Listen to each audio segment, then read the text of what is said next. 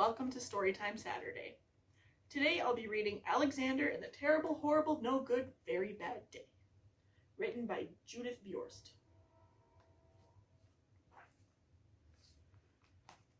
I went to sleep with gum in my mouth, and now there's gum in my hair, and when I got out of bed this morning, I tripped on a skateboard by mistake. I dropped my sweater in the sink while the water was running, and I could tell it was going to be a terrible, horrible, no good, very bad day. At breakfast, Anthony found a Corvette Stingray car kit in his breakfast cereal box, and Nick found a junior undercover agent code ring in his breakfast cereal box. But in my breakfast cereal box, all I found was breakfast cereal. I think I'll move to Australia. In the carpool, Mrs. Gibson let Becky have the seat by the window. Audrey and Elliot got seats by the window too. I said I was being scrunched. I said I was being smooshed. I said if I don't get a seat by the window, I'm going to be carsick.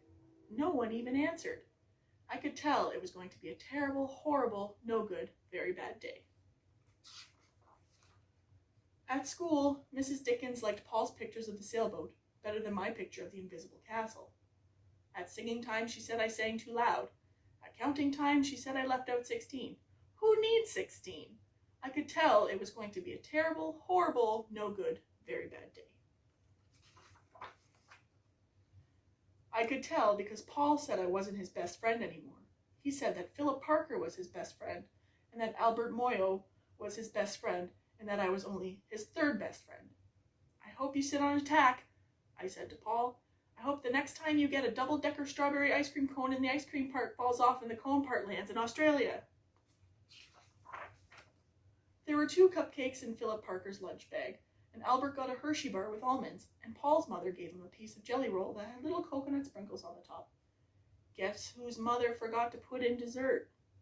It was a terrible, horrible, no good, very bad day. That's what it was, because after school my mom took us all to the dentist, and Dr. Fields found a cavity just in me. Come back next week and I'll fix it, said Dr. Fields. Next week, I said, I'm going to Australia. On the way downstairs, the elevator door closed on my foot, and while we were waiting for my mom to go get the car, Anthony made me fall where it was muddy. And then, when I started crying because of the mud, Nick said I was a crybaby. And while I was punching Nick for saying crybaby, my mom came back in the car with the car and scolded me for being muddy and fighting. I am having a terrible, horrible, no good, very bad day. And I told everybody. No one even answered. So when we went down to the shoe store to buy some sneakers, Anthony chose the white ones with the blue stripes. Nick chose red ones with white stripes. I chose blue ones with red stripes. But the shoe man said, we're all sold out. They made me buy plain old white ones, but they can't make me wear them. When we picked up my dad at his office, he said I couldn't play with his copying machine, but I forgot. He also said to watch out for the books on his desk, and I was careful as I could be, except for my elbow. He also said don't fool around with his phone, but I think I called Australia. My dad said please don't pick him up anymore.